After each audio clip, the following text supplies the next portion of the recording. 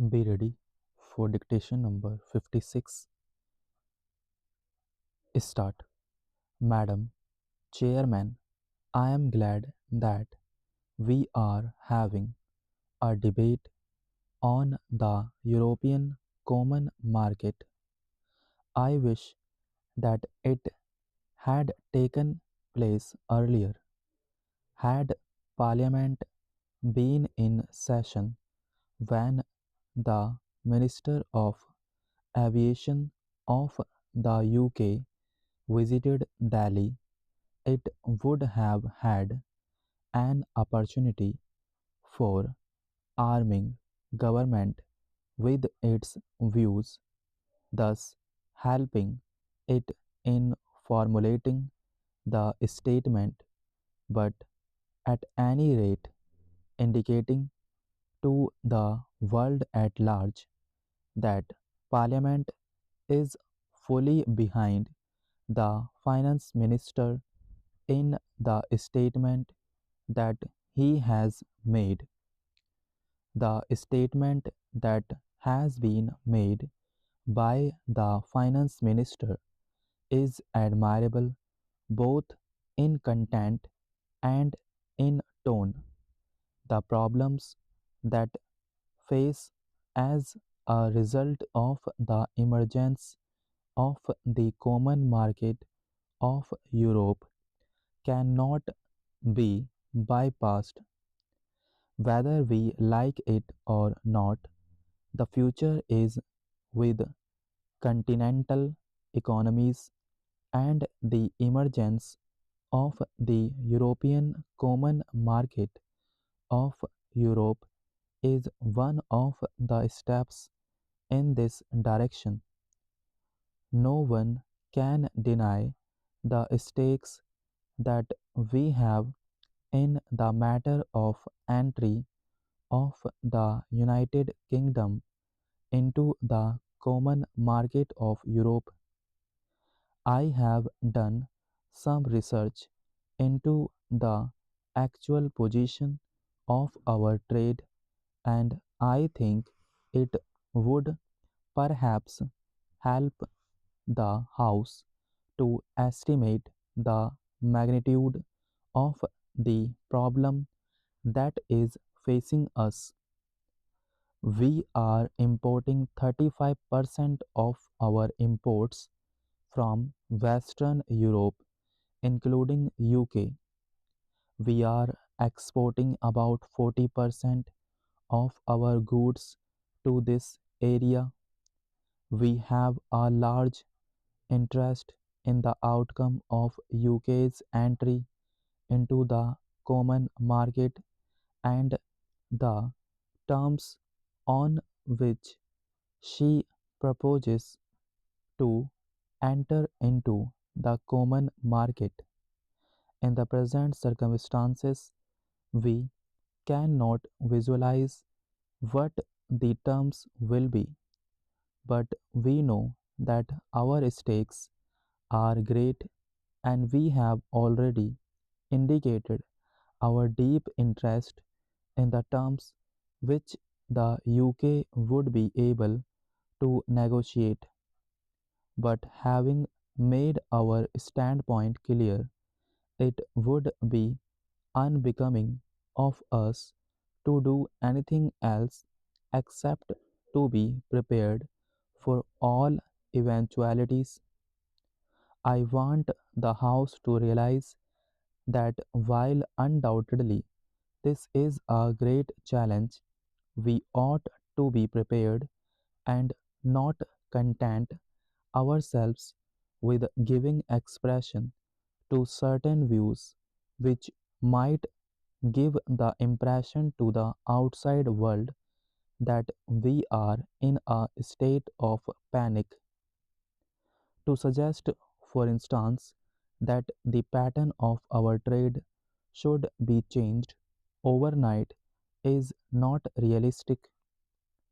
A changeover in trade is no solution.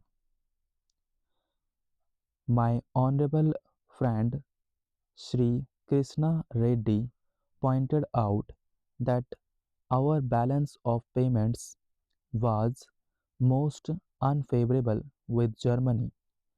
I know that it has been unfavorable, and while partly this is due to Germany imposing very high tariffs, let us realize that we have had to depend for aid and capital from the developed countries, notably Germany, and as such, our balance of payments is bound to be unfavorable. It has been recommended by my friend that we ought to think of the pattern of trade being changed so that the Eastern Europe countries might be our main customers. Before us, the advantages of rupee credit and rupee payments are dangled. I only want to sound a note of caution. While it is true that from the point of view of our immediate difficulties, rupee payments offer a solution in the sense of imports not being a current draft on our foreign exchange resources. We ought not to suffer from the delusion that we are getting something for nothing, nor can we think that these rupee payments which are made may not work to our disadvantage. I do not propose to go into this question today since the issues that merit consideration are different. I hope that Parliament will have an opportunity of discussing the whole scheme of rupee payments on some other occasion so that we might have an opportunity of weighing the advantages and disadvantages of such rupee payments. No one for a moment objects to diversified pattern of trade, a structure of trade which is not dependent on any particular grouping of nations. We have emphasized to a certain extent this diversified structure of trade. Probably in the future we have to emphasize it even more. But what is the position today?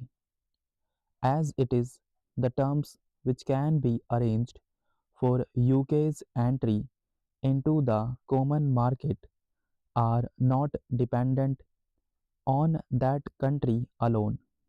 They are dependent on others as well. This is the position which we face.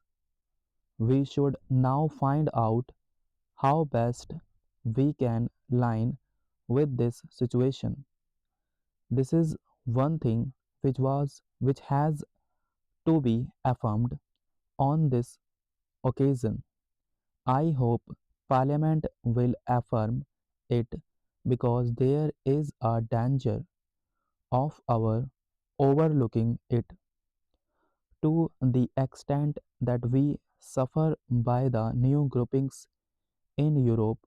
The moral responsibility of those countries to compensate us is all the greater. This would be in conformity with the trend of modern things in a modern welfare state. If an individual derives a benefit and others suffer injury, there is a principle of compensation or reparation that comes into operation in such a case.